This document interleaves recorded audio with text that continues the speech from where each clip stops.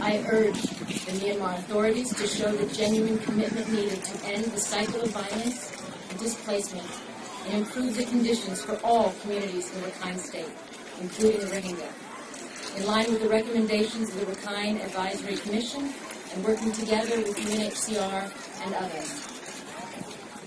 A test and measure of any government is how they treat the most vulnerable people in society, and how they treat those who stand up for the vulnerable and speak out for the atrocities committed against them.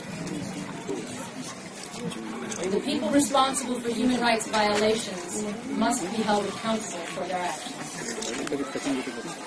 While UNHCR is ready to support efforts to improve conditions, there have been very little progress on the ground. The Rohingya cannot return to Myanmar at this time. Until they can return, we have a collective responsibility to ensure that they can live dignified lives here in Myanmar. This week, I have witnessed the remarkable and global humanitarian response to this. And while it is clear that lives have undoubtedly been saved, and the Rohingya have been able to live with a sense of dignity, there are still challenges. In particular, a generation of Rohingya children are still without access to the education that they deserve, and which many were deprived of their right for far too long in Myanmar.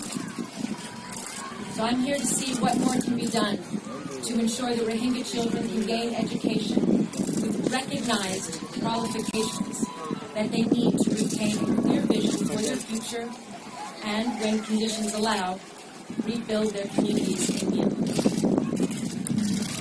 I also met yesterday with some of the many survivors of sexual and gender-based violence, including mass